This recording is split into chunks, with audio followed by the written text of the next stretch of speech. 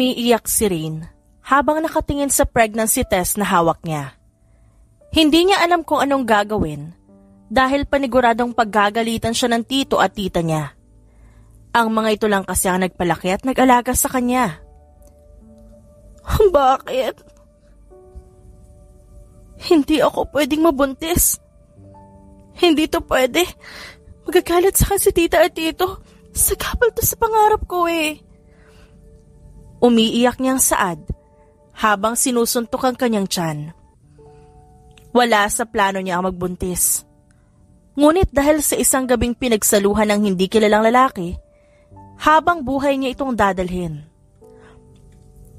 Ate Kakay! Bigla niyang naitago ang hawak na pregnancy test sa kanyang bulsa, ngunit agad na yung nakita niya kanyang pinsan na si Stacy. Stacy!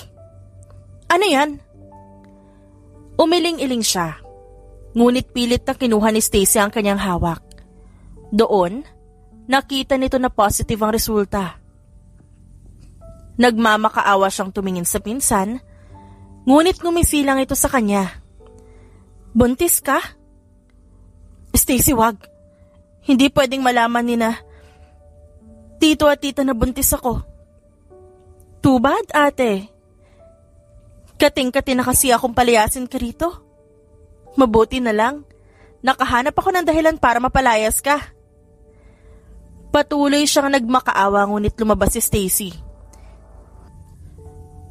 Hinabol niya ang pinsan ngunit agad na ito nakarating sa kusina kung saan naroon ang mga magulang nito. Mama, Papa, si Ate Rain buntis. Saad ni Stacy. Nanlaki ang kanyang mga mata sa sinabi nito. Ibinigay din nito ang hawak na pregnancy test sa ama nito at nang tignan siya nito, lumapit ito sa kanya at bigla siyang sinampal ng malakas sa pisngi.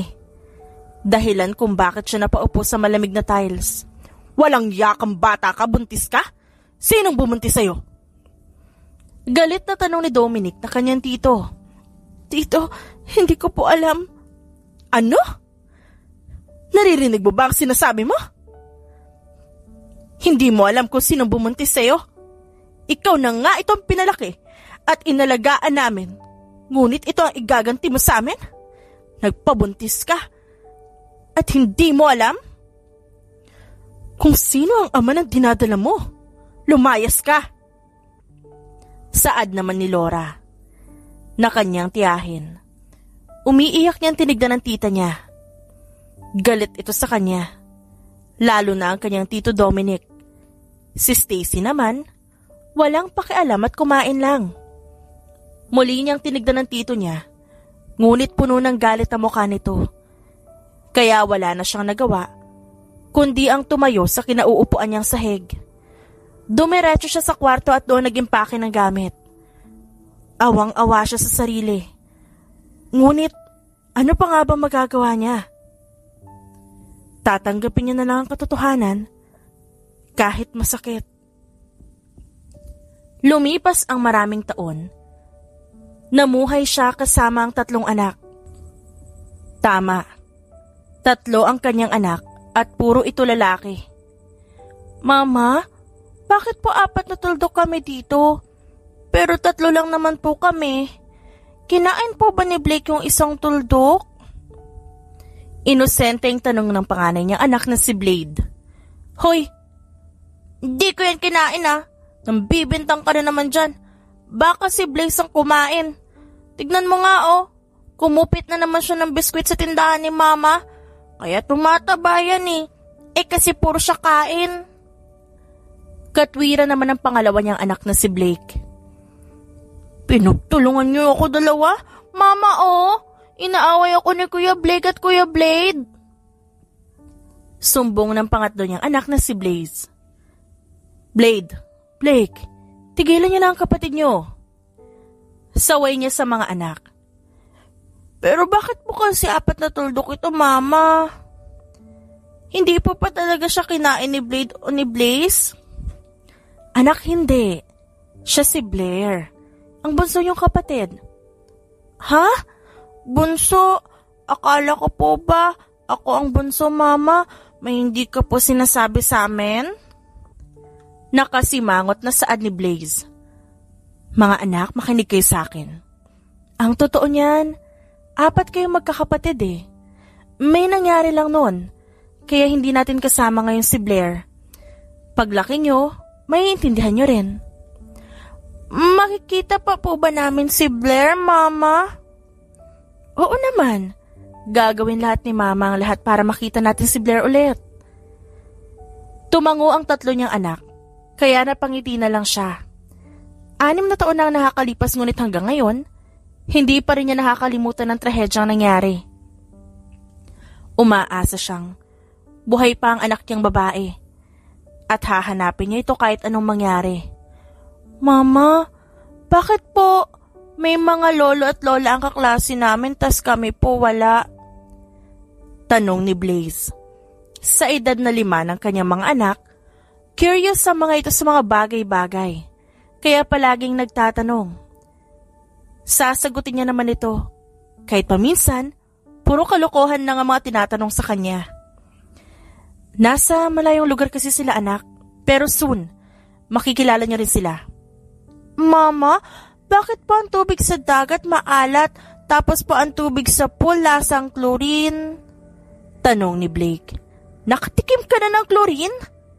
Tanong ni Blade sa kapatid. Hindi pa, chlorine kasi yun nilalagay sa pool, diba? Kaya malamang lasang chlorine din yun. Mama, bakit nga po? Ang dami naman umiihi sa dagat pero bakit hindi lasang ihi? Napahawak na lang siya sa ulo dahil sa tanong ng anak. Hindi niya alam kung paano ito sasagutin. Blake, ang mabuti pa, maglaro na lang kayo ni Blaze sa labas. Blade, samahan mo ang mga kapatid mo. Sige na, lumabas na muna kayong 3. Baka pumuti agad yung buhok ko. Kita niya ang pagsimangot ni Blake, ngunit sumunod din naman sa utos niya. Sa mga taon na nagdaan, maraming nagbago.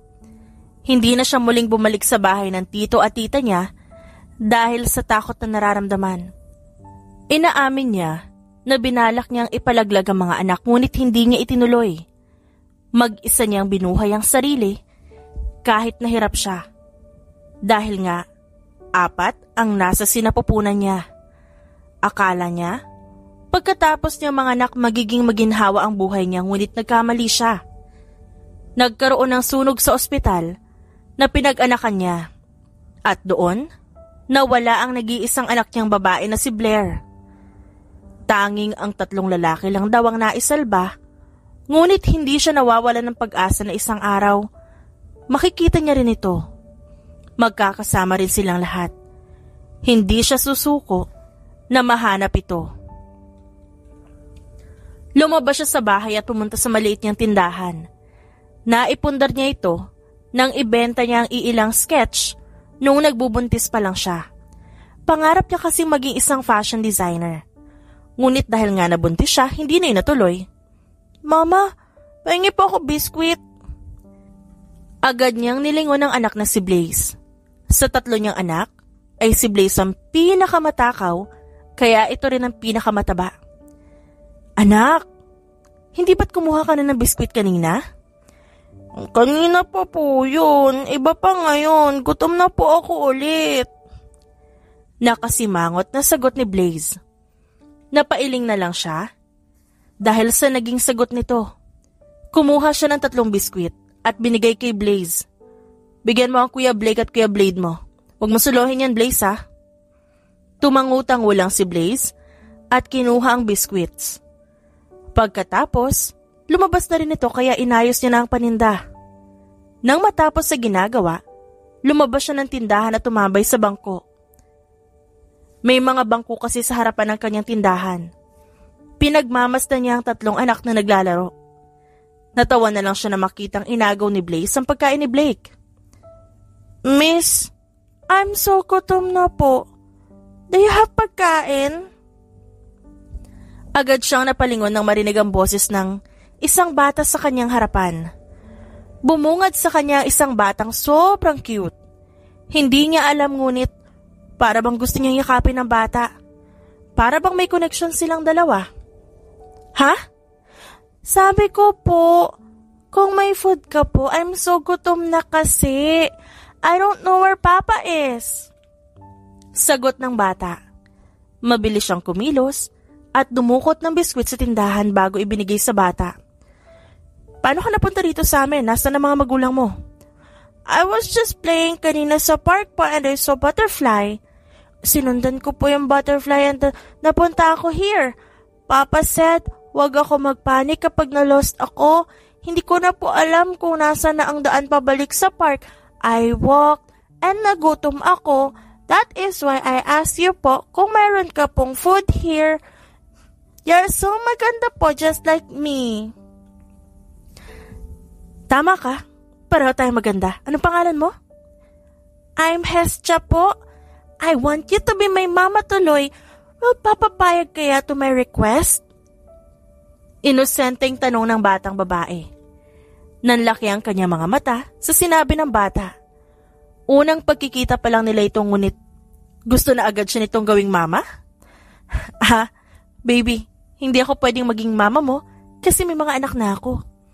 No po, you will be my mama and I will make sure na magiging mama po kita. I will ask Papa for help. Nakangiting sagot ni Hestia. Napakamot na lang siya sa kanyang noo sa sinabi ng batang babae. Magsasalita na sana siya, ngunit dumating ang kanyang 3 anak. Pinalibutan nila si Hestia, samantalang ang batang babae naman, tinaasan ng kilay ang 3. Sino ka? Tanong ni Blade. Anong kailangan mo sa mama namin? Tanong ni Blake. Ba't ka nandito? Tanong ulit ni Blade. Bakit mo kinakausap mama namin? May dala ka bang pagkain? Si Blaze naman ang nagtanong. Blaze! Sabay na sigaw ni Blake at Blade. Ano? Puro kasi kayo tanong kaya nagtanong din ako. Mga anak, tigilan nyo na nga si Hestia. Pumarito kayo sa akin at pupunasan ko ang pawis nyo. Aniya. Pumila ang 3 at agad niyang nilabas ang panyo sa bulsa. Isa-isa niyang pinunasan ng 3 at mabuti na lang tahimik lang ang mga itong sumunod sa kanya.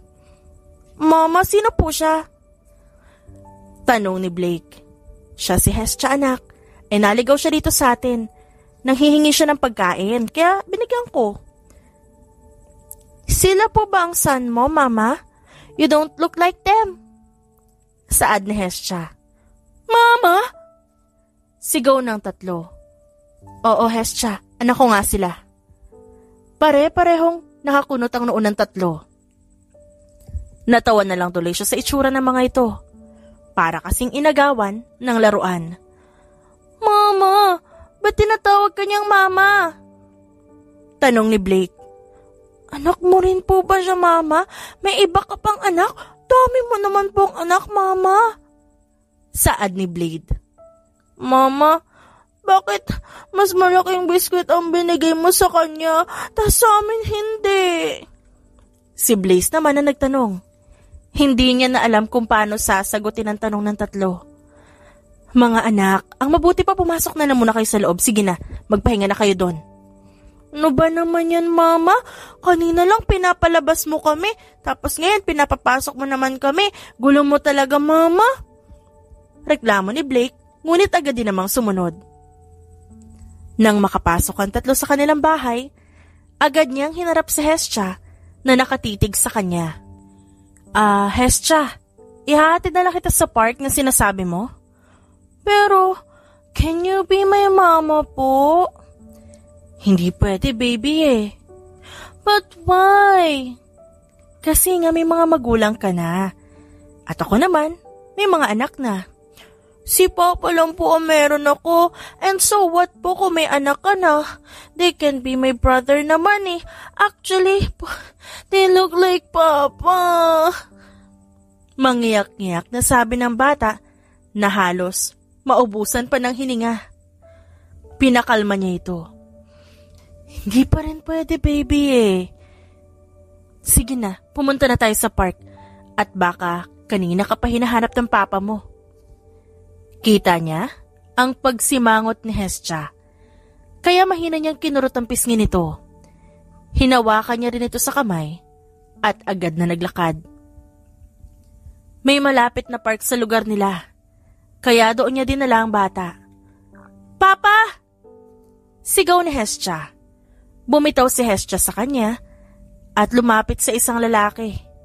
Pinagmasdan niya lang si Hestia na yumakap sa isang lalaki na sa tingin niya ama nito. "Saan ka ba pumunta, baby? Kanina pa kita hinahanap pero hindi kita makita. Alam mo ba kung gaano ako nag-alala na hindi kita mahanap? Muntik na akong tumawag ng pulis." "Nakikinig ka ba sa akin, Hestia?" Sermon ng lalaki kay Hestia. "Sorry na po, Papa. Huwag ka na po maging mad sa akin. Naghanap lang naman po ako ng bagong mama eh." Pangangatwira ni Hestia. Nakakunot nung lumingon sa kanyang lalaki. Tinititigan niya ito at para bang nakikita niya ron ang mukha ng tatlo niyang anak. Mabilis siyang umiling dahil imposible ang kanyang nasa isip. "I'm sorry, miss. Masyado lang talaga malikot tong anak ko. At thank you sa pagbalik mo sa kanya sa akin." Saad ng lalaki. Nako, wala po yun. Kahit sino naman po siguro gagawin yung ginawa ko. By the way, I'm Ace." "Papa, she's my new mama nga pala. Ano nga po ulit name mo, mama?" Inosenteng tanong ni Hestia. Natawa siya dahil sa naging tanong nito. Kanina pa sila nag-uusap pero hindi pa rin pala alam nito kung anong pangalan niya. Rain. "Mama Rain, Papa, pwede po ba kayong magpakasal?" Tanong ulit ni Rain at nilingon ang papa nito. "Hestia, tumigil ka nga dyan. Pasensya ka na rin mauna na kami." Wika ni Ace na tinanguhan niya lang. Habang naglalakad pa uwi, iniisip niya ang mukha ni Hestia. Unang pagkikita pa lang nila, ngunit para bang gusto niya nang ikulong ang bata na yun sa kanyang bisig. "Mama, saan ka po galing?" Tanong ni Blade nang makapasok siya sa pintuan. "Hinatid ko lang si Hestia sa park. Hinanap din namin ang papa niya." "Mama, bakit po si Hestia may papa tapos kami wala?" "Anak, mahabang kwento kasi. Paglaki nyo, maiintindihan nyo rin." "Palagi na lang, paglaki. Paano kung di kami lumaki, Mama? Di hindi namin malalaman." Nakasimangot na tanong ni Blaze. Napahilot na lang siya ng noo dahil sa sinabi nito. Sa tatlo niyang anak, palaging tanong ni Blaze ang hindi niya masagot-sagot dahil may halo itong kalokohan. Minsan nga, gusto niya na lang lagyan ng packing tape ang bibig ng mga anak niya para hindi na makapagtanong. "Lalaki ka. Sigurado kami doon." "Stakaw mo ba namang yan? Paniguradong lalaki ka talaga." Singit naman ni Blade. "Mama!" Sumbong ni Blaze sa ginawa ng kapatid. "Mga anak, ang mabuti pa magpahinga na lang muna tayo. Pagkatapos natin kumain mamaya, huhugasan ko kayo at maaga kayong matutulog. Hindi ba't unang araw niyo sa paaralan? Sino excited pumasok?" Mabilis na tumalon-talon ng tatlo. Unang araw ng mga ito sa daycare kaya magiging excited din siya. Alam niya yon. Talagang lumalaki na ang mga anak niya. Tulad nga ng kanyang sinabi, pagkatapos kumain agad niyang hinugasan ng tatlo. Kinabukasan, mas inagahan niya ang pagising dahil naghanda siya ng almusal. Isa-isa niya ring ginising ang tatlo at pinaliguan. "Mama, gwapo po ba ako?" Malambing na tanong ni Blake. "Oo anak, sobrang gwapo mo." "Paano naman po ako?" tanong ni Blade. "Syempre, gwapo rin ang panganay ko." Hinintay niya magsalita si Blaze. Ngunit nang lingunin niya ito, nauna nang umupo sa lamesa at kumukuha ng pagkain. "Mama, alam kong gwapo ako kaya hindi na dapat tanungin. Gutom na po ako eh." Natawa na lang siya sa sinabi nito. Inasikaso niya ang tatlo at pagkatapos, pumasok na ng paaralan. Tahimik lang niyang pinagmamasdan ng tatlo habang nasa labas siya ng silid-aralan. Unang araw pa lang ng mga ito kaya kailangan niya munang bantayan. Aktibo ang tatlo at mukha namang nag-e-enjoy na nakikinig sa guro. Papa, I don't want to pasok here nga po. Why can't you understand it ba? Nothing special naman here eh. Let's go to mama na lang. Napalingon siya sa batang nagsalita at doon niya nakita si Ace habang hila-hila si Hestia. Mukhang nagtatalo ang mag-ama. Baby, mas maganda nga dito pumasok. Tita mo naman na magiging guro mo dito eh. Mas maganda na yun kaysa sa ibang paaralan pa kita papapasukin. Katwiran ni Ace sa anak. Hey! Bati niya sa dalawa. Nakasimangot na lumingon sa kanya si Hestia. Ngunit na makita siya nito, mabilis na tumakbo ang bata papalapit sa kanya. Mabilis siyang niyakap ni Hestia at sumampa pa sa kanyang kandungan. Mama, you're here din po? Malambing na wika ni Hestia. Oo Hestia. Nag-aaral kasi ang mga anak ko dito. Yung nakita mo na nakaraan? Unang araw nila eh. Kailangan ko pa silang bantayan. Yehey! I will also aral here po. Ibig pong sabihin you will bantay rin me here? Hindi niya alam ngunit natuwa lang siya sa sinabi ni Hestia. Masyado kasing konyo ang bata. Anak, bumaba ka na dyan at pumasok sa room. Baka kanina ka pa hinihintay ng teacher mo. Biglang sabat ni Ace. Fine. Saad ni Hestia. Ngunit bago ito umalis sa kanyang kandungan, hinalikan muna siya nito sa kanyang pisngi. Napangiti na lang siya sa ginawa ng bata. Masyado talaga itong sweet sa kanya. Parang gusto niya na lang iuwi si Hestia sa kanila. Pasensya ka na kay Hestia. Sabi kasi siya magkaroon ng ina. Kaya siguro siya ganyan. Ayos lang. Nakakatuwa nga siya eh.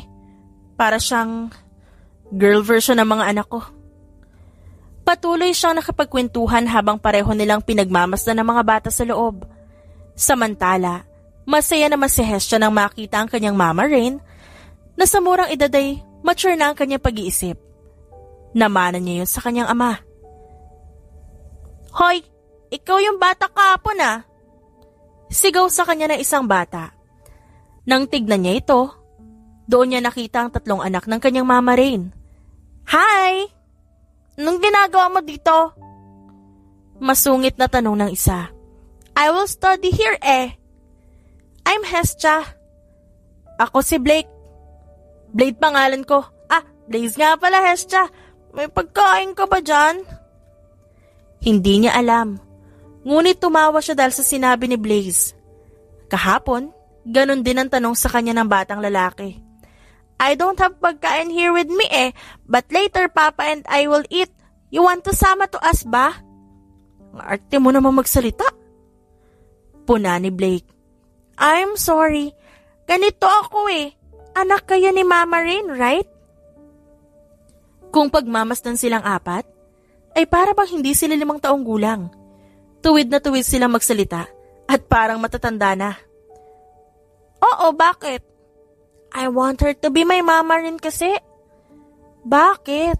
Wala ka bang mama? Wala. Kaya nga I'm asking you guys to share your mama with me eh. Kung okay lang sa inyo. Ayos lang sa akin. Sagot ni Blake. Same here. Papa mo ba yung nasa labas? Turo ni Blade sa lalaking kausap ng mama rin nila. Yep, he's my papa. Pogi niya.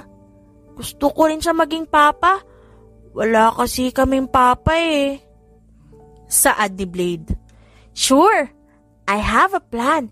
Is it okay na doon kami makilive sa inyo? Oo naman. Basta magdala ko naman namin pagkain. Sagot ni Blaze. Ngumiti siya sa 3 bata at nag-thumbs up pa. Sa mura niyang isip, may namumuo ng plano upang mapalapit ang kanilang magulang sa isa't isa. Sa kabilang banda naman, nakakunot ang noo ni Rain habang pinagmamasdan ng mga bata. Kung ang ibang bata ay naglalaro at ginagawa ang activity na pinapagawa ng guro, ang 3 niya namang anak at si Hestia ay nag-uusap. Para itong matatanda na nag-meeting. Tignan mo sila, Ace. Para sila matatanda. Rinig niya ang mahinang pagtawa ni Ace. At dahil doon, kumabog ang kanyang dibdib. Sa edad ni Hestia ngayon, mature na siya mag-isip. Kahit pa ganyan siya magsalita. Di ko alam pero basta-basta na lang siyang pinaplano sa isip niya. Kung minsan siya pa nga tumutulong sa akin. Ganyan din ang mga anak ko. Pasaway lang sila kung titignan mo pero mature sila mag-isip. If you don't mind, nasaan ang ama ng mga anak mo? Natigilan siya sa tanong ni Ace. Hindi niya alam kung sasagutin ba yon. Di mo kailangan sagutin kung ayaw mo. Natanong ko lang talaga. Hindi ko alam eh. Wala akong alam tungkol sa ama nila. Hindi inaasahan na nabuo lang sila sa sinapupunan ko dahil sa isang pagkakamali. Dumalo kasi ako na isang party noon, nalasing. Hindi ko na alam kung ano nangyari sa akin. Nagising na lang ako na umagahan. Nangyari na. Nakuha na ang bataan. Naisuho ko na. Wala na rin doon ang lalaki nakagalaw sa akin kaya sa totoo niyan, galit ako sa mga mayayaman eh. Ha? Bakit naman? Alam ko kasing mayaman yung nakagalaw sa akin. Sa hotel pa lang na tinuluyan namin nung gabing yon. Alam ko na mayaman siya. Para sa mga elite person lang yun eh. Basta niya na lang ako tinakbuhan. At hindi niya alam kung nabuntis niya ba ako o ano. Wala siyang ginawa. Hindi niya ako kilala. Kaya galit ako sa mayayaman. At saka, hindi mo naman kailangan maging mayaman para lang maitaguyod ang pamilya mo. Tignan mo ako. Mag-isa kong binuhay ang mga anak ko kahit mahirap lang ako. Tinignan niya ang reaksyon ni Ace at nakatitig lang ito sa kanya. Hoy, ayos ka lang ba? Ha? Oo. Hanga lang ako sa ginawa mo. Ngumiti siya at tumingin ulit sa mga bata. Nakita niyang tumayo na ang mga ito, mukhang tapos na ang klase. 2 oras lang naman kasi ang klase ng mga bata. Nakangiti niyang sinalubong ang mga ito. Ano, kumusta ang first day of school niyo? Malambing niyang tanong sa 3. Ayos lang po, mama. Ganda po ni teacher. Chicks siya. Nakangising saad ni Blake. Napailing na lang siya sa sinabi ni Blake. Sa 3 niyang anak, kung si Blaze ay mahilig sa pagkain, si Blake naman masyadong babaero kahit bata pa lang. At si Blade ang tagasaway sa 2 niyang kapatid. Blake, unang araw pa lang ganyan ka na. Huwag ka po mag-alala, mama. Sa susunod, maghahanap pa po ako ng maraming chicks. Dagdag pa ni Blake. Hinilot niya ang noo dahil sa sinabi ng kanyang anak. Mukhang magiging problema niya ang pagiging babaero ni Blake kapag ito'y lumaki na. Mama, gutom na po ako. Kakain po ba tayo sa labas? Tanong ni Blaze. Oo, anak. Nakapagtabi ako ng pera para makakain tayo sa labas. Talagang pinag-ipunan niya ang unang araw ng pasok ng 3. Balak niya talaga itong ilabas pagkatapos ng pasok. Mama, sama na lang po tayo kina Hestia. Kakain din po sila eh. Wika ni Blade. Kumunot ang kanyang noo sa sinabi ni Blade. Parang kahapon lang, ang sama ng tingin ng 3 kay Hestia. Pero ngayon mukhang close na silang 4. Tumingin siya sa likod. At doon niya nakita si Hestia na nakangiti sa kanya. Nagkakamot naman ang ulo si Ace kaya napatawa siya sa itsura nito. Mama, tara na po. Agad niya hinawakan ang kamay ni Blaze at Blake. Hawak naman ni Blake si Blade sa dulo. Naglakad silang lahat. Kung iisipin, para silang isang masayang pamilya ngunit hindi naman. Masaya silang kumain sa isang sikat na fast food chain.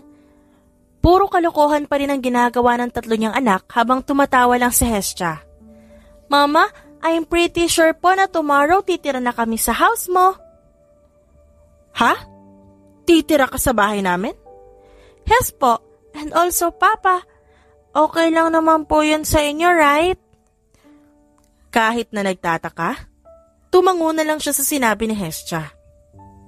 Alam niya namang nagbibiro lang ang bata, kaya tumango na lang siya. Pagkatapos nilang kumain, umuwi na silang lahat. Iba ang direksyon na tinahak ng mag-ama. Masaya namang nakaupo sa passenger seat si Hestia habang kumakanta pa. Excited na siya para bukas. Sisiguraduhin niya, bukas, titira na siya sa bahay ng kanyang Mama Rain. Baby, mukhang masaya ka yata ngayon. May nangyari ba sa room niyo kanina kaya ka masaya? Papa, gusto ko mag-leave sa house ni Mama. Ha? Hindi yan pwede, baby. Pero gusto ko, Papa. Anak, hindi nga pwede. Ayaw ni Rain sa mga mayayaman. At alam mo ang estado ng buhay natin. Hindi papayag si Rain sa gusto mo. Sumimangot siya at hindi na pinansin ng ama. Kahit na magalit ito sa kanya, itutuloy niya pa rin ang plano. Pagkarating sa bahay nila, agad siyang bumaba sa kotse. Hindi niya pinansin ang papa niya. Dumiretso siya sa kwarto at nagpalit ng damit. Pagkatapos, tahimik siyang pumunta sa kusina at kumuha ng bawang. This is so mabaho, pero I want to live with Mama Rain so I have to do this. Binalatan niya ang bawang at nilagay sa kanyang kilikili. Tumakbo siya sa kwarto at nagtalokbong ng kumot. Baby, magmerienda ka muna. Biglang pumasok si Ace sa kanyang kwarto. Nang tignan niya ang ama, may hawak itong merienda para sa kanya. Ayoko niyan, Papa. Gusto ko si Mama. Baby, hindi nga kasi pwede. May sariling pamilya si Rain. No, ayoko, Papa. Gusto ko si Mama. Lumapit sa kanya si Ace at hinawakan ang maliit niyang braso. Wait, may lagnat ka ba, anak? Hindi siya sumagot at umiwas lang ng tingin.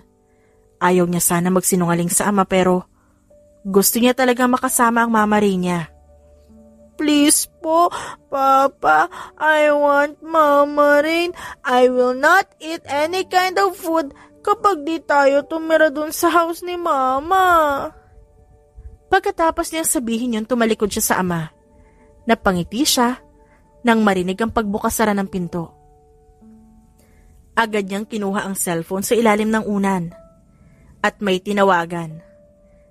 Sa edad niyang 5, halos makompleto na ang gadgets niya. Alam niya na rin kung paano yun gamitin, kaya palagi rin siyang binibilhan ng papa niya. Tinawagan niya ang numero ng Mama Rain niya. Nakuha niya yun kay Blade.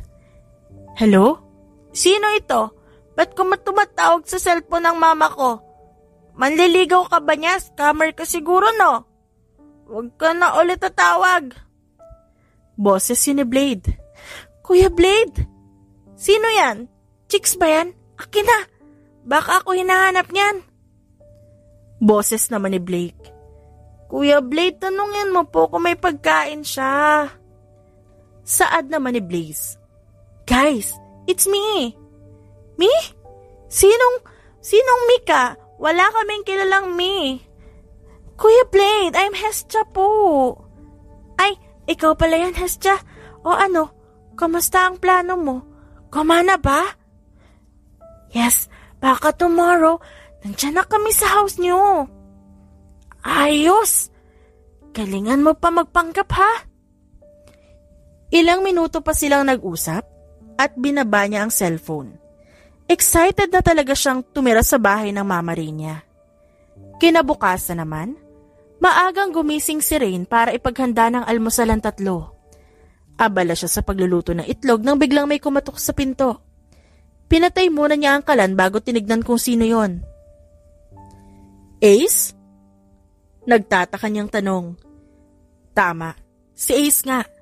Nasa pinto ang lalaki habang buhat si Hestia na may nakalagay na bimpo sa noo. Rain, pasensya na ha. Teka, ano nangyari kay Hestia? Hindi sumagot si Ace at ibinigay sa kanya si Hestia. Agad niyang kinarga ang bata at doon niya nalaman na nilalagnat pala ito. Nilalagnat siya eh. Pasensya na. Nilalagnat pala. E di dapat dinala mo sa ospital. Sinubukan ko. Pero ayaw niya magpadala sa ospital. Sa'yo ko raw siya dalhin. Nag-aalala niyang tinignan si Hestia na nasa bisig niya. Pumasok siya sa loob kaya napatigil sa pagkain ng tatlo niyang anak. Mama, ano po nangyari kay Hestia? Nagtatakang tanong ni Blake. Gutom siguro siya. Sabat ni Blake sa usapan. Mga anak, kumain na lang muna kayo ha, baka mahuli kayo sa school. Inihiga niya si Hestia sa bangko. Nanlalata ito at parang pagod. Dahan-dahang iminulat ni Hestia ang mga mata. At nang masilayan siya, agad nang umiti ang bata. Mama? Bulong ni Hestia. Ace, tignan mo muna si Hestia. Papalitan ko lang tong bimpo sa kanyang noo. Tumango si Ace sa kanya at naging mabilis ang kanyang pagkilos. Nang makakuha ng basang bimpo, agad niya yung ipinalit sa bimpo na nasa noo ni Hestia. Hindi niya alam, ngunit labis ang takot na kanyang nararamdaman nang makita ang kalagayan ng batang babae. Si Ace na nga lang din ang naghatid sa mga anak niya sa school dahil ayaw niyang iwan si Hestia. Mama, bulong muli ng batang babae. Hestia baby, ayos ka na ba? Hindi ka na masyadong mainit. May gusto ka bang kainin? Wala po, Mama. Ikaw lang po, Juan ko. Juan ko rin po tumira sa house mo kasama si Papa. Hindi niya alam kung anong isasagot sa bata. Ngunit may parte sa kanya na gustong payagan ang request nito. Please po, Mama. Nagsusumabang pakiusap ni Hestia. Siguro, Papa mo na lang magde-decide sa bagay na yan, baby. Lumipas ang ilang minuto dumating si Ace. Agad siyang lumapit sa lalaki nang masigurong hindi na mahuhulog sa bangko si Hestia. Ace, bakit? May nangyari ba habang wala ako? Si Hestia kasi, gusto niyang tumira dito sa bahay namin kasama ka. Napabuntong hininga si Ace at tinignan ng anak. Maging siya nilingon din ng bata. Talagang nanlalambot siya sa sitwasyon ni Hestia. Okay lang ba sa'yo, Rain? Pwede bang dumito muna kami sa bahay niyo? Matigas kasi ang ulo ni Hestia eh. Dapat lahat ng gusto nakukuha niya. Kagabi nga hindi siya kumain kasi gusto niya dito kami tumira. Napapayag ko lang siyang pakainin ang sabihin kung pupunta kami rito ngayon. Nag-iisa kong anak si Hestia kaya gusto ko sana na lahat ng nais niya tutuparin ko. Hinihingal sa pagsasalita si Ace. Nalulungkot din siya at naaawa sa sitwasyon ng anak niya. Mangiyak-ngiyak na rin siya kaya medyo mababa na ang boses ng kanyang pagsasalita. Okay lang ba sa'yo, Rain? Pwede bang dumito muna kami sa bahay niyo? Matigas kasi ang ulo ni Hestia eh. Dapat lahat ng gusto nakukuha niya. Kagabi nga hindi siya kumain kasi gusto niyang dito tumira sa'yo. Napapayag ko lang siyang pakainin nang sabihin ko pupunta kami rito ngayon. Nag-iisa kong anak si Hestia kaya gusto ko sana lahat ng gusto niya tutuparin ko. Naaawa din siya sa kalagayan ni Ace. Mukhang hindi na talaga nito alam ang gagawin sa anak. Dahan-dahan siyang tumango sa lalaki. Naaawa rin kasi siya kay Hestia. Isang araw pa lang silang nagkakakilala ng bata, ngunit naramdaman niya agad ang koneksyon sa kanilang dalawa. O sige, pumapayag akong dito kayo manirahan sa bahay ko. Talaga? Oo. Nabigla siya nang biglang yumakap sa kanya si Ace. Hindi niya yun napaghandaan. Ramdam niya ang mabilis na pagtibok ng kanyang puso sa ginawa ng lalaki. At hindi naman siya inosente para hindi malaman kung ano yon. Bago niya palang itong kilala, ngunit may nararamdaman na kaagad siya dito. Imposible naman na pakinggan, ngunit yun talaga ang nararamdaman niya para sa lalaki. Kumala siya sa yakap nito at umiwas ng tingin. Hindi niya kasi matagalan ang titig nito sa kanya. Para siyang napapaso. Mabilis lang na lumipas ang araw at hindi na malaya ni Ray na isang buwan na rin palang nakatira sa bahay niya ang mag-ama. Palagi siyang maagang nagigising upang maghanda ng almusal para sa kanilang lahat at si Ace naman na nag-aatid sa mga bata. Naiiwan siya sa tindahan at hindi niya alam kung saan pumupunta si Ace pagkatapos itong ihatid ang mga bata. Siya naman ang sumusundo sa mga ito kapag uwian. Kung titignan nga, para nga silang isang buong pamilya. At mas lalo lang siyang nahuhulog kay Ace sa bawat araw na nagdadaan. Masyado kasing caring ang lalaki. At kahit hindi nito kaano-ano ang kanyang mga anak, parang anak na rin ang turing nito sa tatlo. Mama, when are you going to marry Papa? Tanong ni Hestia habang sinusuklayan niya ang buhok nito. Nanlaki ang kanyang mga mata sa sinabi ng batang babae. Ni minsan, hindi pumasok sa kanyang isip na pakasalan si Ace. Oo nga, at may nararamdaman siya para dito. Ngunit hindi niya naman alam kung ganun din ba ang nararamdaman ni Ace para sa kanya. Araw ng Sabado ngayon, kaya walang pasok. Hindi niya alam kung nasan si Ace. Dahil hindi naman ito nagpapaalam sa kanya. Kaya siya ang kasama ng mga bata ngayon sa bahay nila. Baby, ano ba yung sinasabi mo? You don't want to marry Papa po? Handsome naman si Papa ko ah. Baby, wala naman kasi kaming relasyon ng Papa mo. Why? Hindi siya umimik at pinagpatuloy lang ang pagsusuklay sa buhok ni Hestia. Napamahal na siya sa bata at itinuturing na rin itong tunay na anak. Samantalang tahimik naman si Hestia habang sinusuklayan ng mama rin niya. Nag-iisip siya ng pwedeng gawin upang paglapitin ang kanyang mama at papa. Mama, punta lang ako sa room ni na Kuya Blake. Hindi niya hinintay pang magsalita ang mama rin niya. At basta na lang tumakbo, papasok sa kwarto ng tatlo niyang kuya. Guys! What? Mama don't want to marry Papa. What should we do? Problemado siyang naupo sa sahig at agad namang tumabi sa kanya ang tatlo. Idala kaya natin sila sa isang church. Nasa pilit na nating ipakasal. Mungkahi ni Blade. Di pwede. They will get galit to us. How about you, Kuya Blaze? Do you have any suggestion? Pakainin natin sila. Sigaw ni Blaze. Napairap na lang siya sa sinabi nito. Wala talagang ibang alam si Blaze kundi puro pagkain. Paano kung iset natin sila sa isang room para makapag-usap sila? Pwede. Pero paano natin gagawin yun? Akong bahala. Ngumisi siya sa tatlo at nilabas ang cellphone. Alam na mga ito ang totoong estado niya sa buhay. Mabuti na nga lang at hindi sinasabi ng mga ito ang totoo sa mama rin nila. Agad niyang tinawagan ng taong alam niyang makakatulong sa kanila upang maisagawa ang plano. Kinabukasan, nagtatakang tinignan ni Ray ng tatlong anak na nagtutulakan, araw ng linggo ngayon, kaya wala ring pasok ang mga bata. Ano yan? Ba't kayo nagtutulakan? Mama, simba po tayo. Saad ni Blake. Isa yata tong himala. Kayo ang umaaya sa akin yan magsimba. Ano nakain nyo? Mama naman, sige na po. Nasabihan naman po kami ni Hestia at Papa na magsisimba tayo ngayon. Papa na rin ang tawag ng tatlo kay Ace at hindi naman umaangal doon si Ace.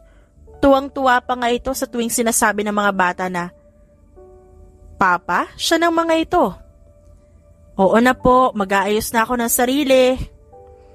Humagik-ik ang tatlo kaya napailing na lang siya. Pumunta muna siya sa kusina para kumuha ng tubig. Sakto naman na naroon si Ace at mukhang katatapos na makipag-usap sa cellphone. Magsisimba raw tayo, sabi ng mga bata? Yeah. Sinabi nga nila sa akin kanina. Umiwas siya ng tingin at kumuha ng tubig.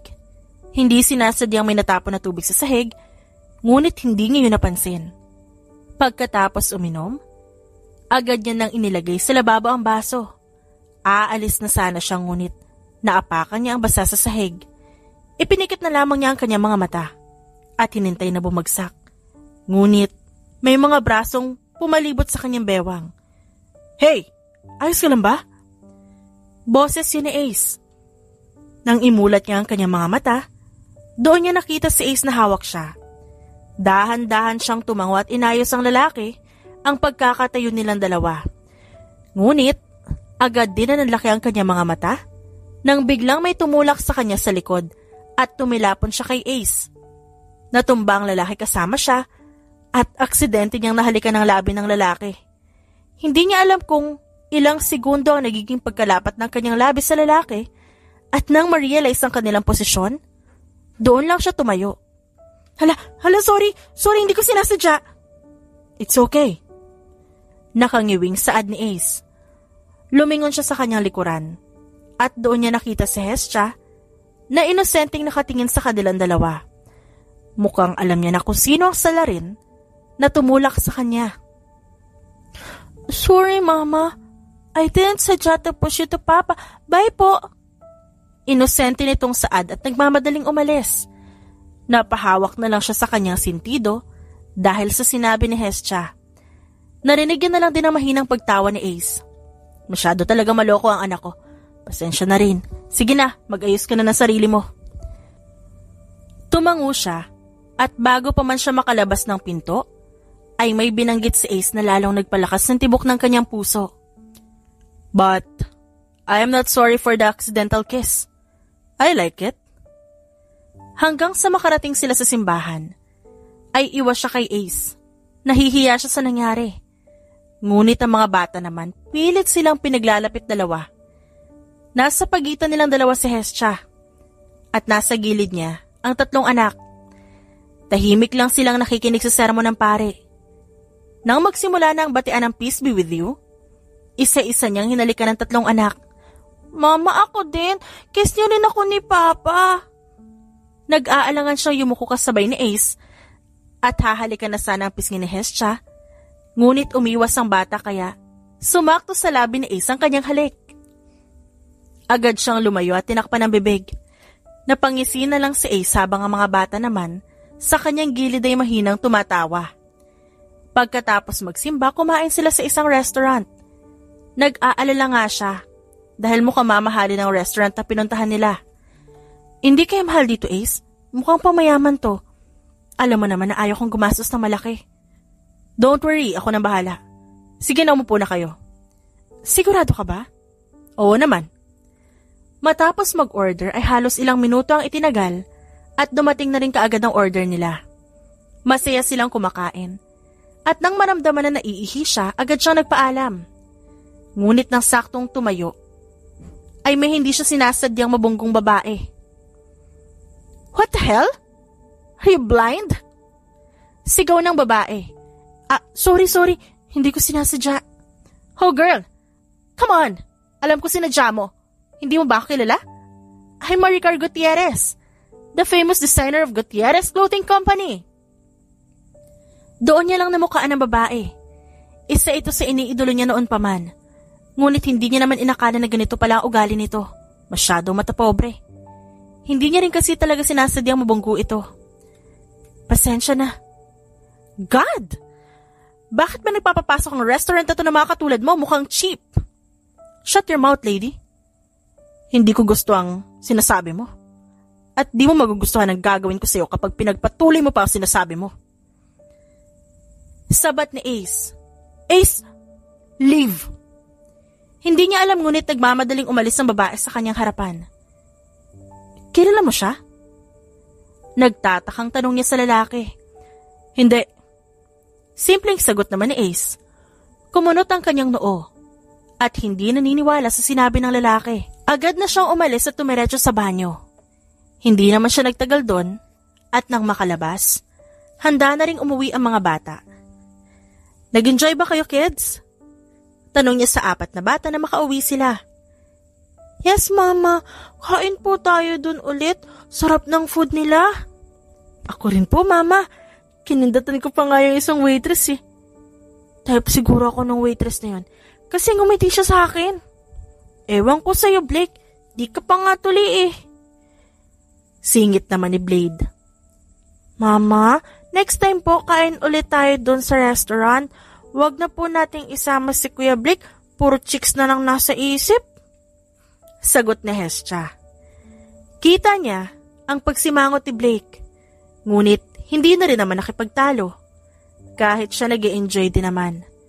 Nang gumabi na, nilinisan niya na ang mga bata at pinatulog.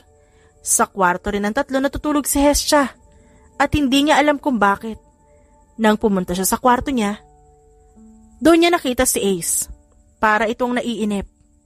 "Oh Ace, ba't ka nandito?" "Nakasarado ang kwarto na tinutuluyan namin ni Hestia." "Ha? Bakit?" "Di ko rin alam. Pwede ba dito muna ako matulog sa kwarto mo?" Oh, sige. Okay, sige. Walang problema." Hindi kasi kasya si Ace sa bangko nila sa sala. Masyado yung maliit para kay Ace. Baka mahirapan lang ito kung doon matutulog. Dahan-dahan siyang humiga sa kaliwang parte ng kama. Humiga rin naman si Ace sa kanang parte. Tulala lang siyang nakatingin sa kisame. At hindi niya alam kung anong gagawin. Ito kasi ang unang beses na may makakatabi siyang lalaki. Maliban na lang sa lalaking nakagalaw sa kanya. "Di ka pa ba inaantok?" "Hindi pa. Ikaw ba?" "Hindi pa rin. May sasabihin ako." "Ano yun?" "Gusto ni Hestia na magpakasal tayong dalawa." "Ano?" "Para raw magkaroon siya ng isang kumpleto pamilya. Hindi ko alam kung saan niya napulot yung ideyang yun. Basta na lang siyang pumunta sa akin at sinabi na dapat daw magpakasal tayong dalawa." Walang problema sa kanya kung magpapakasal silang dalawa ni Ace. Gusto niya ang lalaki. Sa tingin niya nga mahal niya na ito eh. Ayos lang sa kanya, ngunit alam niya na hindi papayag ang lalaki sa gusto ni Hestia dahil wala itong nararamdaman para sa kanya. Siguro pagkakaibigan lang ang may bibigay ni Ace sa kanya. Natatakot siya dahil baka dumating ang araw na aalis na sa bahay nila ang mag-ama. Natatakot siya na makahanap ng bagong mama si Hestia at iwan siya. Mahal niya na rin ang bata at hindi niya kayang mapalayo pa rito. Darating ang panahon, makikita rin ni Hestia ang totoong mama nito. O baka si Ace na mismo ang gustong umalis sa bahay niya. "Anong desisyon mo?" "Rain, alam mo lahat ng gusto ni Hestia sinusunod ko. Ayoko nagiging malungkot siya. Nag-iisa ko lang siyang anak. Papakasalan mo ko." Tumitig sa kanya ang lalaki at dahan-dahang tumango.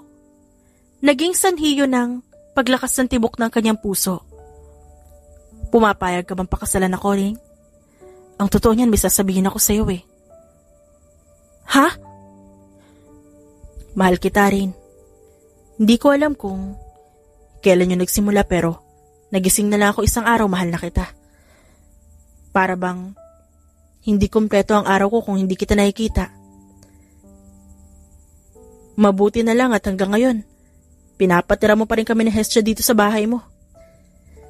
Hindi mo lang alam ngunit matagal na ako may pagtingin sa'yo, Rain. Itinago ko lang dahil ayoko mailang ka sa akin. At sa maikling panahon na magkasama tayo, minahal na kita. Sinanay mo ako na palagi kang nariyan sa tabi namin ni Hestia. Ikaw na ang tumatayong nanay niya. Kailangan mo akong panindigan, Rain. Kailangan mo akong pakasalan." "Anong panindigan? Hindi naman kita binuntis." Mahinang natawa si Ace at hinila siya. Pinaunan siya ng lalaki sa braso nito at sinuklay ang kanyang buhok. Nakatitig lang siya sa nakangiting mukha ng lalaki. "Ano, papakasalan mo ba ako o hindi? Di mo ba ako liligawan?" "Liligawan din naman kita pero gusto ko mauna yung kasal natin." "Aba, ang galing mo naman yata, mister. Inuna mo pa yung kasal kaysa panliligaw sa akin?" "Pasensya ka na, misis. Gusto ko lang kasi na maging aking ka na agad." Sumimangot siya at dahil doon, mabilis na lumapat ang labi ni Ace sa kanya. "Ace!" "Oh, bakit?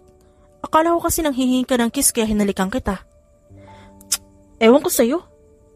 "Ano, pakakasalan mo na ba ako?" Oo.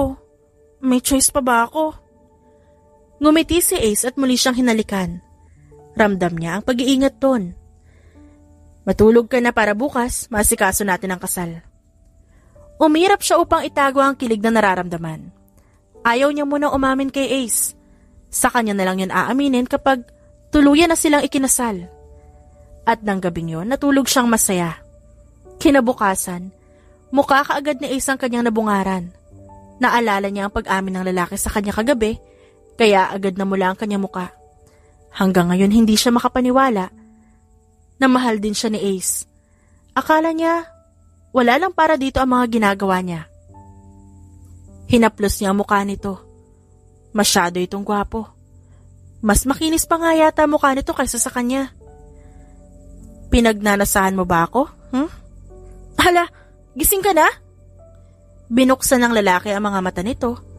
Hindi niya alam na gising na rin pala si Ace. Kanina pa. Ikaw naman, Mrs.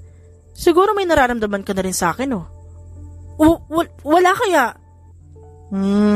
Sige lang, tanggi pa. Umiwas siya ng tingin ngunit hinawakan ni Ace ang kanyang baba at muli na naman siyang hinalikan sa labi. Morning kiss ko. Nakalimutan mo. Kailangan pa ba ng ganyan, Ace? Oo naman. Ewan ko sa'yo. Magluluto na ako na almusal natin, gisingin mo na mga bata. Noted po, Mrs. Gigisingin ko na mga anak natin. Umirap siya at dumiretso sa kusina. Maging ang mga anak niya, inangkin na rin ni Ace. Wala namang kaso yun sa kanya. Masaya nga siya dahil tanggap ng lalaki kahit na may mga anak siya.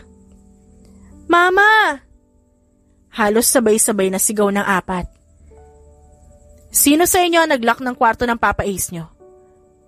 Bakit may malaking kandado yon? Isa-isang umiwas ng tingin ng mga bata. Halatang ayaw sagutin. Grabe ka naman, Mama. Wala po bang good morning? Sermon agad? Nakasimangot na tanong ni Blake. Sabihin nyo na kung sino at saan nyo tinago ang susi. Si Blaze po. Sisi ni Blake. Hindi ako Si Kuya Blade po yan, Mama. Bakit ako, Mama? Mama, si Hestia yun. Nakita ko lang po siya kagabi bago kami matulog na may dalang kandado. What? Me? Mama, I'm innocent po. Ang aga pa, pero sumasakit na kaagad ang ulo niya sa mga bata. Nagtuturoan pa ang mga ito kung sino ang salarin. Mrs., hayaan mo na yung mga yan. O sige na, maghanda ka na ng almusal natin. Mrs.? Ew, Papa! You're so old talaga. Mrs., that's too common. Saad ni Hestia na parang hindi nagulat sa nangyari. Huwag kayo makinig sa papa niyo. Sige na, maghahain na ako nang makakain na tayo lahat. Baka mahuli pa kayo sa klase. Nang pumasok ang mga bata sa paaralan, naging abala siya sa pagtitiklop ng damit. Binuksan niya ang telebisyon upang malibang kahit paano. Gutierrez Clothing Line Company declared as bankrupt. Base niya sa headline ng balita. Nagtataka siya kung bakit biglang na bankrupt ang GCLC. Samantalang isa ito sa pinakamalaking clothing line sa buong mundo. Kita niya rin sa telebisyon na umiiyak na si Maricar na kahapon ay nakaaway niya. Kahit na hindi maganda ang pinakita sa kanya ng babae, naaawa pa rin siya dito. Mrs. Ko, nagtataka niyang nilingon si Ace na tila ba ay masaya. Mukhang iniwan na nito ang mga bata sa paaralan. Ba't para masaya ka ngayon? Wala naman, labas tayo? Di pwede. Nakita mo na may ginagawa ako, oh. Nakita niya ang pagsimangot ni Ace at natigilan siya dahil parang kamukha nito ang tatlo niyang anak. Ayaw niya mag-isip ng kung ano-ano pero talagang kamukha ni Ace ang mga anak niya. Sige na, please. Labas na tayo, mamaya mo na lang gawin yan. Diyos ko naman, Ace. Kalalabas lang natin kahapon. Kahapon yun. At saka kasama natin ang mga bata. Gusto ko lumabas tayong dalawa lang. Napailing siya sa sinabi ng lalaki. Mukhang alam niya na kung kanino nagmana si Hestia. Kaya bago pa man sila magtalo, nag-ayos na siya ng sarili. Simpleng blouse lang ang suot niya at fitted pants na pinaresa niya ng white shoes. Para siyang teenager sa suot niya, pero bagay naman sa kanya. Sumakay sila sa jeep at halos magsiksika na. Hawak ni Ace ang kanyang bebang at parang ayaw siyang mapadikit sa katabi niyang lalaki. Isa na lang, lalarga na, isa na lang. Gusto niya magreklamo dahil halos hindi na nga siya makaupo. Pero nagtatawag pa rin ang barker. Mukhang hindi na rin nakatiis si Ace at binuhat siya. Iniupo siya ng lalaki sa kandungan nito. Natigilan pa ang ibang pasahero sa ginawa ni Ace pero wala namang pakialam ang lalaki. Bagkus, mas hinigpitan pa nito ang pagkakayakap sa kanya mula sa likod. Labis ang hiya na nararamdaman niya ngayon. Gustuhin niya mang umalis sa kandungan ng lalaki, hindi niya magawa dahil sa yakap ni Ace. Halos 2 oras na naging biyahe nila dahil na rin sa traffic. Hindi na tayo ulit sasakay ng jeep. Nakasimangot na wika ni Ace nang makababa sila. Ano? Masyado masikip? Gustong-gusto naman ng lalaki yung katabi ka niya. Kulang na lang halikan kanya kanina eh. Nagsiselos ka ba? Bakit? Bawal ba? Asawa mo kaya ako? Natawa siya sa sinabi ng lalaki. Hindi pa nga sila kinakasal. Masyado na siyang inaangkin nito. At nagugustuhan niya naman yon. Hay nako Ace, tara na nga. Ano bang gagawin natin dito sa mall? Bibilhan kita ng sapatos. Bakit? May sapatos naman ako ah. Suot ko pa nga. Misis ko, tignan mo nga yung sapatos mo, masyado ng luma. Kailangan na nating bumili ng bago. Tama ang lalaki. Luma na nga ang sapatos niya. Kapag kasi may pera siya, madalas niyang ibinibili yun ng gamit para sa mga anak niya. Hila-hila siya na isa-isang shoe store. Wala siyang makitang presyo, kaya hindi niya alam kung mura o mahal ba ang mga sapatos. Pumili ka lang dyan, misis ko. Sasagutin ko lang tong tawag. Tumango siya sa sinabi ni Ace at nagsimula nang tumingin-tingin ng mga sapatos. Isang simpleng puting sapatos na ang kanyang napili. Wala yung gaanong disenyo pero nakakuha ng atensyon niya. Rain? Agad siyang napalingon sa pamilyar na boses at nasa likod niya ron nakita niya si Stacy, ang kanyang pinsan. Stacy, hindi ko akalain na makikita kita ngayon. So, kumusta na ang disgrasyada? Gusto niyang sagutin ang pinsan ngunit may punto ito. Isa nga naman siyang disgrasyada. Tigilan mo ako, Stacy. Masaya na ako sa buhay ko. Ikamusta mo na lang ako kay tito at tita? Pataba ka talaga, no? Sa tingin mo ba, gusto ka pa makita ni na mama at papa? Wala silang pakaalam sa'yo rin. At anong ginagawa mo dito? Bibili ka ba ng sapatos hindi mo yan afford? Gusto niya lang sabunutan at sampalin si Stacy pero hindi niya magawa. Ayaw niya ng gulo at isa pa, mukhang dito nagtatrabaho ang pinsan niya. Makokonsensya lang siya kung makikipag-away siya dito at mawala ng trabaho ito. Please lang Stacy, ayoko ng gulo, aalis na ako. Tumalikod na siya at handa na sanang umalis. Ngunit agad na hinawakan ni Stacy ang kanyang braso. Bumaon sa braso niya ang kuko ni Stacy kaya bahagya siyang nasaktan. Kinakausap pa kita tas bigla mo akong tatalikuran? Bastos ka rin oh! Handa na sana siyang sigawan si Stacy nang biglang may humila sa kanyang bewang. Nang lingunin niya kung sino yon, doon niya nakita si Ace na seryoso. Don't you dare touch my wife? Saad ni Ace. Mr. Marquez. Takot na tanong ni Stacy. Let's go, wife. Hahanap na lang tayo ng ibang store. Ipapasara ko ang store na to. Kahit na nagtataka, sumunod siya sa lalaki. Paanong ipapasara ni Ace ang store na pinagtatrabahuhan ng pinsan, gayong hindi naman mayaman si Ace? Naging laman niya ng kanyang isipan sa mga lumipas na linggo. Nagtataka rin siya dahil makalipas na ang ilang araw, nabalitaan niya na nga lang na nagsara na ang store na pinagtatrabahuhan ng pinsan niya. Mama! Sigaw ni Hestia. Bakit, baby? Can you pirma this po? Ano yan, baby? Nothing. Just sign here po.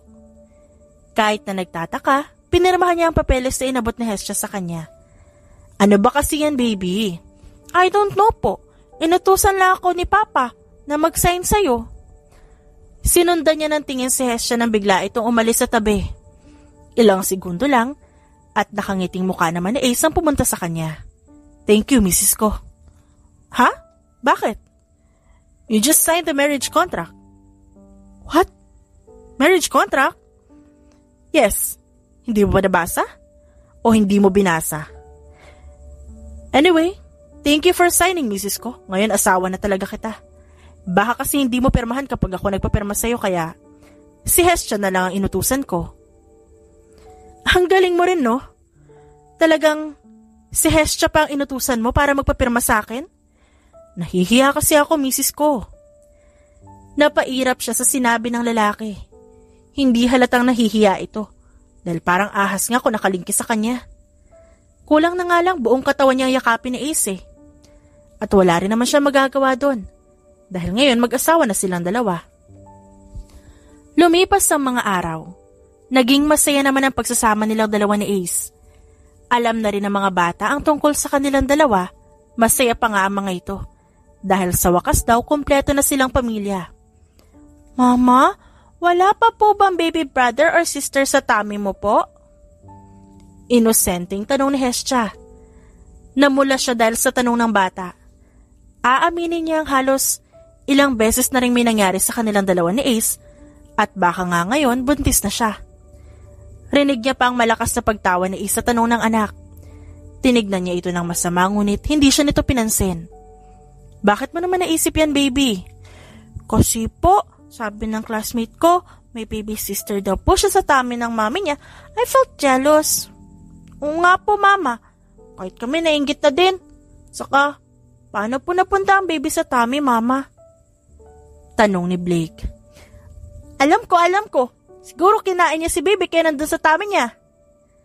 Bibong sagot naman ni Blaze habang pakaway-kaway pa. Ha? Paano niya yun gagawin? Di namatay si baby kasi kinain ng mami niya. Sumasakit na naman ang ulo niya sa mga bata. Pakiramdam niya maaga nga yata siyang tatanda. Mga anak, darating din tayo dyan ha. Ang kailangan na natin gawin ay maghintay. Tagal naman, mama. Tagal-tagal. Ungot pa ni Hestia. Tumawa siya at mahinang pinisilang pisngi ng bata. Wala pa sa isip niya na magkaroon ulit ng anak. Masaya siya sa kung anong meron sila ngayon. Hanggang sa matapos ang pelikulang pinanonood nila, makulit lang ang mga bata. Puro tanong ang mga ito na sinasagot niya lang. Misis ko, narinig mo ba ang request na Hestia kanina? Ano, sundan na ba natin sila? Tumigil ka nga dyan, Ace. Siguro ikaw na naman nagturo sa anak mo tungkol sa ganun, no? Ano? Hindi kaya? Mabait ako, misis ko. Inirapan niya ito at ipinikit na lang ang mga mata bago pa man makatulog. Naramdaman niya ang paghalik ni Ace sa kanyang noo. I love you, Rain. Saad nito. Kinabukasan pumasok ang mga bata at umalis naman si Ace.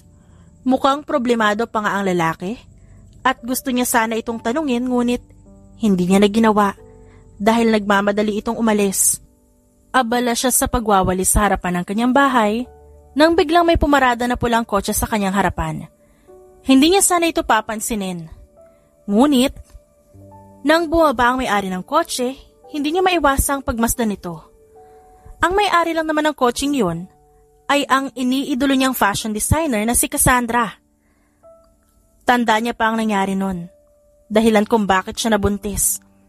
Pumunta siya sa party ni Cassandra upang sana kausapin ito para ipakita ang kanyang mga disenyo. Marami kasi siyang naririnig noon na ito ang nagbibigay ng oportunidad sa mga walang kakayahan sa buhay. Ngunit hindi naman niya inaakala na yun pala ang magiging dahilan kung ba't nasira ang kanyang buhay. Ngunit, hindi na rin naman siya nagsisisi ngayon dahil mahal niya ang mga anak niya. You are Rain Madrigal, right? Opo, ako nga. I'm Cassandra, wife of Ace Marquez. Po? Hindi mo ba ako narinig? Asawa ako ni Ace. Ang lalaking tumitira dyan sa cheap mong bahay. Matagal na kaming kasal ni Ace. He's rich. At alam mo kung anong tawag sa'yo? Isa kang gold digger na kabit. Alam kong pera lang ang habol mo sa asawa ko. Mawawalang galang na po, Cassandra.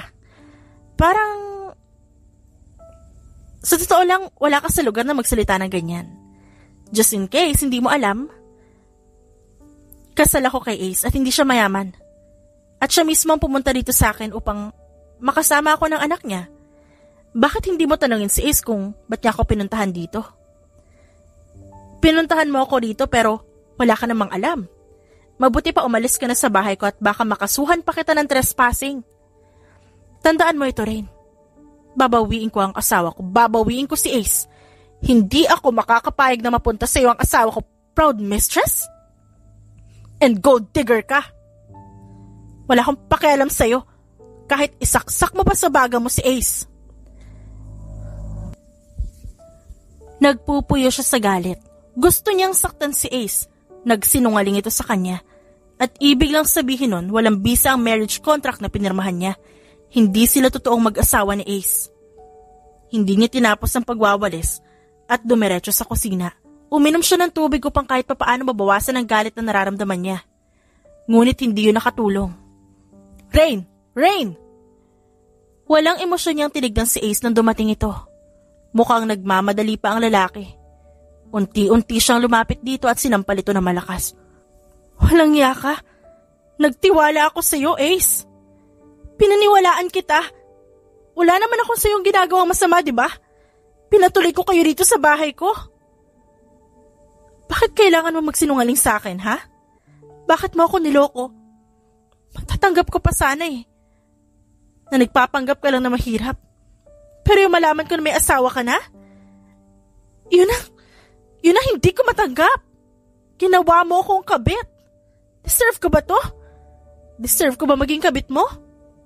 Rain, please let me explain. Huwag mo akong iiwan. Naririnig mo ba yung sinasabi mo? Gusto mong huwag kitang iwan? Paano ang asawa mo? Alam kong babalik siya rito.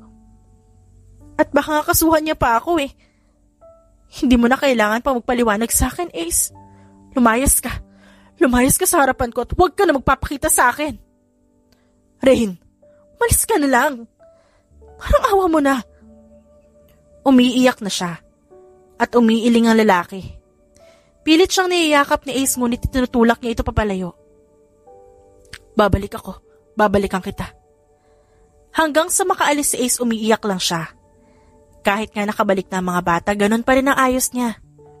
Mama, ayos ka lang po ba? Nag-aalalang tanong ni Blake. Mama, sinundo po kami ni Papa kanina sa school. Hinatid dito.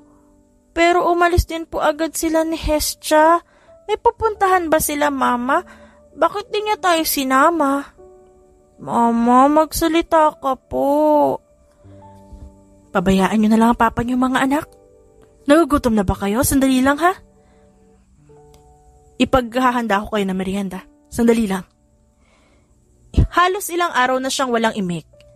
At nag-aalala na ang mga anak niya sa kanya. Hanggang ngayon kasi, hindi niya matanggap ang panlolokong ginawa ni Ace. Kahit ang mga bata nagtataka na rin kung ba't hanggang ngayon wala pa rin ang papa nila at si Hestia. Ilang beses na rin tumatawag sa kanya si Ace ngunit hindi niya ito sinasagot. Hanggang ngayon kasi galit pa rin siya sa lalaki. Ilang araw na rin masama ang pakiramdam niya at malakas ang hinala niyang buntis siya. Gusto niyang kausapin si Ace ngunit nangunguna pa rin ang galit niya. Ayaw niyang maging bastardo ang anak niya ngunit ano pa nga ba magagawa niya kung may asawa na ito? Rain, please. Kailangan kita ngayon, may sakit si Hestia at di ko alam kung anong gagawin ko. Mababaliw na ako rin, nandito kami ngayon sa ospital. Dali-dali niyang kinuha ang wallet nang mabasa ang mensahe ni Ace. Mahal niya si Hestia at ayaw niya nagkakasakit ito. Agad siyang dumiretso sa ospital. Alam niyang doon isusugod ni isang bata. At di nga siya nagkamali dahil naroon talaga ang mag-ama. Hestia? Rain. Tinignan niya si Ace. Malaki ang pinagbago nito. Halos hindi na nga makilala. Ilang araw lang sila hindi nagkita pero malaking pinayat ng lalaki. Tinubuan na rin ito ng balbas at para bang napabayaan ang sarili. Ano nangyari kay Hestia? Gusto ko niyang makita. Ngunit alam kong galit ka sa akin kaya hindi ko napagbigyan ng gusto niya. Nagagalit sa akin si Hestia. Hindi na siya kumakain at ayaw niya na rin pumasok sa school. Napabayaan ko ang anak ko. Halos ilang araw siyang nilagnat. Di ko alam kung ano nangyari. Pero basta na lang siya nahimatay. Ang sabi ng doktor, dengue raw. Sinubukan ko mag-donate ng dugo pero hindi naman kami compatible. Mababaliw na ako rin. Hindi ko alam kung anong gagawin ko. Nawala ka na nga sa akin, ayokong pati si Hestia mawala din. Naaawa siya sa kalagayan ni Ace. Talagang mahal nito ang anak. Anong blood type ni Hestia? AB positive. Saan pwedeng mag-donate ng dugo? Rain. Ace, parang anak ko na rin si Hestia. Alam mong ayoko ring nagkakasakit siya.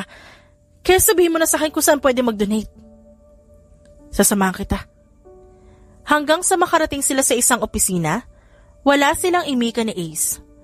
Buds, nakahanap na ako. Wika ni Ace sa lalaking doktor. She's AB positive? Oo. Can I ask you something, miss? Ano po yun, Doc? Buntis ka ba?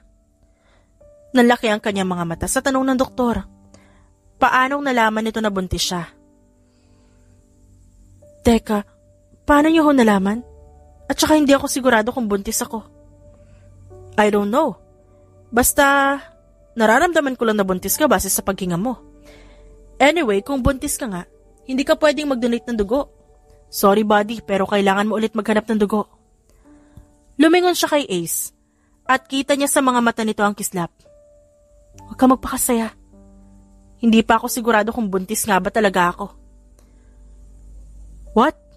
Wala naman ako sinasabi, misis ko. Tigilan mo ako ha. Sasampalin kita dyan.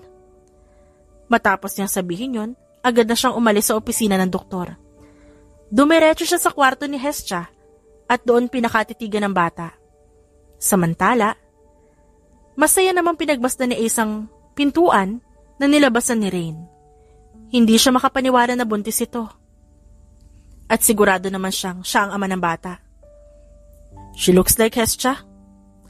Sabi ng kaibigan niyang doktor na si Kael. You think so?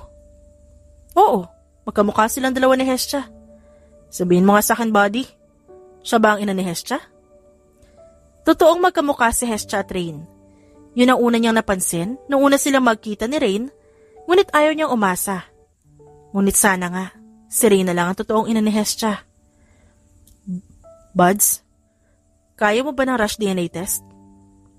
Buddy, it usually takes 2 to 4 weeks bago lumabas ng DNA result, pero kung ikaw, magagawa natin ang paraan. Bukas malalaman mo agad ang resulta. I need your cooperation para makakuha tayo ng dugo sa kanya. Hindi ba makakasama sa baby namin yun? Konting dugo lang kukunin natin, Ace. Akong bahala. What's her name again? Rain. Okay, let's go.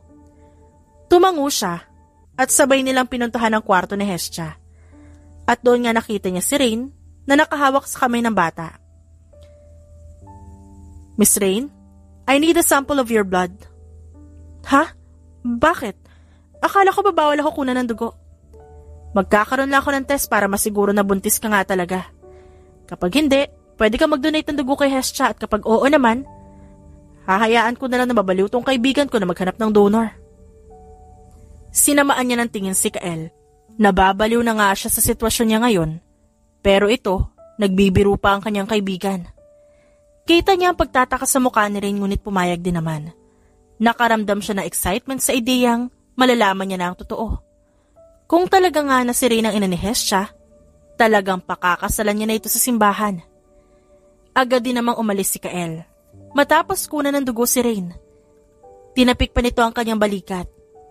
Ilang sandali pa nagising si Hestia, kita niya ang saya sa mukha ng anak nang makita si Rain sa tabi nito. Papa, si Mama! Oh anak, nandito ang Mama Rain mo. Kamusta ang pakaramdam mo, baby? May masakit ba sa'yo? May gusto ka bang kainin? Nag-aalalang tanong ni Rain. Mama, magkakasama na po ba tayo ulit? Titira na po ba ulit kami sa house mo? Hindi na po ba kayo magkagalit ni Papa? Baby, hindi mo pa maintindihan. Dapat magpagaling ka muna. Kapag ba gumaling ako, magsasama-sama na po tayo ulit? Oo anak, titira na ulit tayo sa isang bahay. Hindi kasi sumasagot si Rain kaya siya na lang ang sumagot. Ilang oras pang naging usapan ni Rain at Hestia habang siya, tahimik lang na pinagmamasdan ng dalawa. Kinabukasan maaga siyang pumunta sa opisina ni Kael. Nanginginig pa siya habang kinukuha ang brown envelope. 99.9%. Si Rain ang ina ni Hestia? Labis ang saya na naramdaman ni Ace. Bakit pa kasi ngayon niya lang naisip na ipa-DNA si Hestia at Rain? Puntahan mo na, buddy. Magpaliwanag ka sa kanya. Tumango siya at dali-daling umalis sa opisina ni Kael. At nang mabuksan niya ang pinto ng kwarto ni Hestia, agad niyang hinalikan si Rain sa labi. Ace, ano ba? Ba't ka ba nakahalik? Baliw ka ba? Hindi niya sinagot si Rain at binuhat ito. Dinala niya si Rain sa isang kwarto na walang pasyente. Ano ba? Ba't ba ko dinala dito? Walang kasama si Hestia sa kwarto. Ikaw ang ina ni Hestia. Ano? Napapaliw ka na ba, Ace? Paano ako naging ina ni Hestia? Inabot niya ang papel kay Rain na nagpapatunay na ito nga ang ina ni Hestia. Paano nangyari to? Ako ang ina ni Hestia? Siya si Blair? Hindi ko rin alam, Rain. Hindi ba si Cassandra ang ina ni Hestia? No. Kasal kami ni Cassandra matagal na. Dahil na rin sa kagustuhan ng mga magulang ko. Naikasal kami ni Cassandra pero agad namatay ang mga magulang ko. Namatay dahil sa lung cancer si Daddy at inatake naman sa puso si Mommy. Hindi ko gusto o mahal si Cassandra, napilitan lang ako. Isang beses na may idinaos na party si Cassandra, naglasing ako. Hindi ko alam kung ano nangyari sa akin. Ang alam ko, nakagalaw ako ng babae. Iniwan ko ang babae yun sa hotel. Hindi ko siya nilingon. Wala akong idea kung anong itsura niya. Nalaman ni Cassandra na may nagalaw akong babae ng party niya. Di ko alam kung paano niya natunto ng babae. Dahil after 9 months, may dinala siyang batang babae sa akin.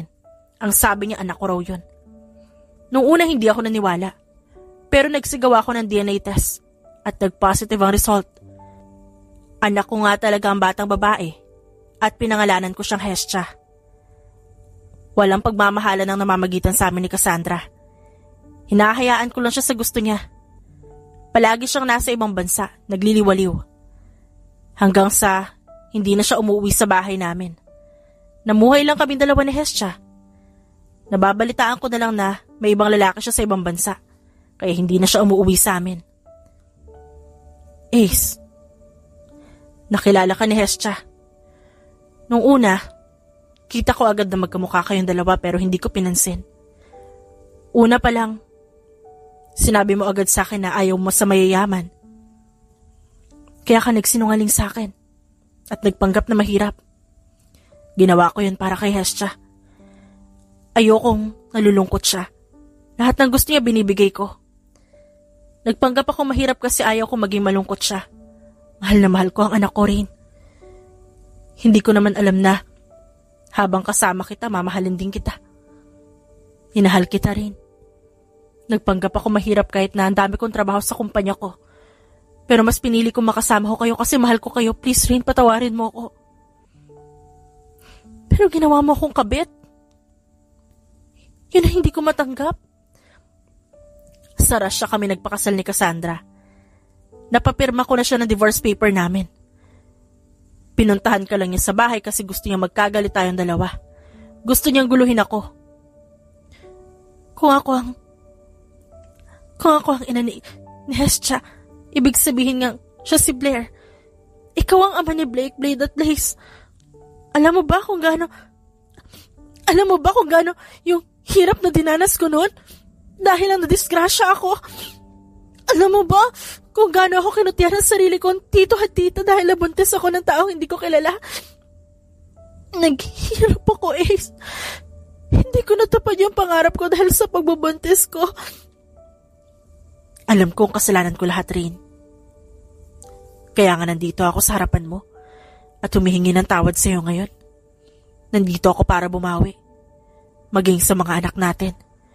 Gusto kong ibigay sa inyo ang buhay na hindi niyo naranasan nun. Tutulungan kitang tuparin ang pangarap mo na hindi mo nakamit nun. Handa akong maging alipin mo sa lahat ng bagay rin. Please, bumalik ka na sa akin. Unti-unti siyang lumuhod at niyakap ang bewang ni Rain. Wala na siyang pakialam kung ano itsura niya ngayon. Ang gusto niya lang mapatawad siya ng taong mahal niya. Ace, tumayo ka na nga dyan. Di ako tatayo hanggat di mo ako napapatawad. Bahala ka sa buhay mo, hindi kita patatawarin. Rain. Tinanggal ni Rain ang braso sa bewang nito. Umalis si Rain sa kanyang harapan. Please, mahal na mahal kita. Huwag mo naman ako ganituhin, oh. Ngunit tuluyan nang umalis si Rain. Kaya naiwan siya mag-isa sa kwarto. Ilang sandali pang nagdaan. Nakaluhod pa rin siya ngunit may mga brasong biglang pumulupot sa kanyang leeg at narinig niya na lang ang pag-iyak ni Rain. Kakainis ka. Naiinis ako kasi mahal kita. Kahit anong hirap na dinanas ko nun, kahit na nagsinungaling ka sa akin, kahit ginawa mo akong kabit, mahal kita. Nakakainis ka. Hindi ko na kayang malayo pa sa'yo. Panagutan mo ako. Hindi ka na pwedeng mapunta sa iba. May 4 na tayong anak. Meron pa dito sa tiyan ko. Wala na rin ako pakialam kung maging kabit mo ako. Pero hindi naman, diba? Please, mahal kita, Ace. Humarap siya sa babae at hinawakan ang mukha nito. Ginawaran niya ng isang masuyong halik si Rain. Oo, pananagutan kita. Magpapakasal tayo and this time sa simbahan na talaga. Mahal na mahal kita. Mahal din kita. Ngumiti siya at muling hinalikan si Rain. Akala niya tuluyan na itong mawawala sa kanya. Pero mabuti na lang at nagkausap silang dalawa. Handa ka na bang sabihin sa mga bata na ako ang totoo nilang ama? Oo naman. Pero bago yun, kailangan mo na magpagaling ni Hestia. Wala pa rin tayo nahahanap na blood donor niya. Huwag kang mag-alala. May nahanap na ako gabi. Sasalinan na ng dugo si Hestia. Magpapagaling na lang ang anak natin. Hihintay na lang maproseso ang divorce papers at pagkatapos kasal naman nating dalawang aasikasuhin ko. Ilang araw pa ang tinagal nila sa ospital hanggang sa tuluyang gumaling si Hestia. Masaya siyang makita ang ngiti sa labi ng batang babae nang sabihin niyang titira na ulit sila sa iisang bahay. Papa, laki naman po ng bahay na to. Iyo po to. Narito sila ngayon sa bahay niya. Inuwi niya na rito ang mag-iina niya. Oo, Blake. At simula ngayon dito na tayo titira. Rinig niya ang malakas na sigawan ng mga bata. Nagkatinginan silang dalawa ni Rain. Ito na rin ang oras na sabihin ang totoo sa kanila. Mga anak, naalala niyo ba si Blair? Opo, Mama. Nahanap mo na po ba siya? Oo, Blaze. Nahanap ko na si Blair at ang papa niyo. Hala? Paano yan, Mama? Nandito si Papa Ace, tas may totoong papa kami. Ayaw namin iwan si Papa Ace at Hestia. Ang totoo kasi niyan, si Ace ang totoo niyong ama. At si Hestia ang nawawalan yung kapatid na si Blair. Mahabang kwento pero nandito na sila. Kita niya ang nagbabadyang luha sa mga mata ng 3 bata. Nilapitan niya ang mga ito at niyakap. Mga anak, pasensya na ko ngayon lang si Papa ha. Pero pangako ko sa inyo hindi na ko na kayo iiwan ulit. Hindi na aalis si Papa. Dito na lang ako sa inyo.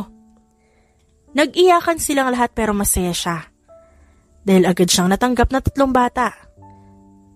Dagdag pa nila na may magiging kapatid na mga ito kaya mas lalong sumaya sila. 5 taon nang lumipas at pagkatapos ngang maproseso ang divorce papers nila Cassandra, agad niyang pinakasalan si Rain. Ayaw niya na itong mawala sa kanya at baka mabaliw lang siya. Ngayon, 10 taon na ang quadruplets at ang bunso nilang anak na sina Dark at Light ay parehong lalaki. Hindi niya inakala na kambal ang magiging bunso nilang anak. Sa ngayon, 4 na taong gulang na ang kambal. Blake, habulin mo si Dark at Light at baka pumunta na naman sa pool. Blake, burahin mo yung litrato ng babae sa phone mo. Paggagalitan na naman ako ng mama mo kapag nakita niya yan. Blaze, tama na kain mo. Masusuka ka na naman mamaya niyan eh. Hestia, masisira yung mukha mo sa makeup ha. Tigil-tigilan mo yung kaka-makeup mo. Nai-stress na siya sa mga anak niya. Siya lang kasi ang naiwan mag-isa sa bahay nila. Day off na makakatulong at si Rain naman abala sa butik nito. Tinulungan niya si Rain sa pagtupad ng pangarap nito. At ngayon, isa na itong successful fashion designer. Sorry, Papa. Sabay-sabay na sigaw ng mga bata. Papa, alam po namin stress ka na sa amin. Pahinga ka na po. Bukas ka na lang ulit ma-stress. Ako na pong bahala kay Dark at Light. Wika ni Blade. Papa, buburahin ko naman po tong pictures ng mga babae sa phone ko eh. Pinagsasawaan ko lang ng tingin. Sabi naman ni Blake. Papa, gutom na kasi ako. Katwiran ni Blaze. Papa, pang-kids naman po tong makeup ko. Nothing to worry about. Saad ni Hestia. Ang kambal naman, biglang lumapit sa kanya at hinalikan siya sa pisngi. Parang bigla na lang nalusaw ang stress na nararamdaman niya kanina. Alam na alam talaga ng mga ito kung paano siya aamuhin. Ano nangyayari dito? Biglang sumulpot si Rain sa pintuan at isa-isa silang hinalikan. Ini-stress yun na naman ang papa niyo. Di po kaya mama, bait nga po namin eh. Katwiran ni Blake. Mrs. ko, ayos lang naman ako. Nag-e-enjoy din naman ako na alagaan sila kahit na stress ako. Hay nako, sino gusto merienda? Magluluto ako. Me! Naglalakad si Rain papunta sa kusina at lumingon sa kanya. Agad naman siyang sumunod, maging ang mga anak nila. Nakaupo lang sila sa upuan hanggang sa matapos magluto ng merienda si Rain. Thank you so much, Rain. Mahal na mahal kita. At mahal na mahal din po kita, Mr. ko. Salamat sa pag-aalaga sa mga anak natin. Ngumiti siya at saglit na hinalikan ng asawa. Aaminin niyang nagkamali siya noon, ngunit itong pagkakamaling, ito ang hindi niya pagsisisihan at never niyang pinagsisihan. Masaya siya sa piling ng asawa at mga anak niya. At alam ni Ace na hindi na siya maghahanap pa ng iba. Sapat na sa kanya mga ito. Sapat ang kasiyahang nakukuha niya at sapat na pagmamahal ang binibigay at natatanggap niya. Wala na siyang mahihiling pa. At ang masasabi niya lang, isang malaking thank you sa lahat ng kanilang pinagdaanan. Dahil mas lalo pa sila nitong pinagbigkis bilang isang matatag na pamilya. The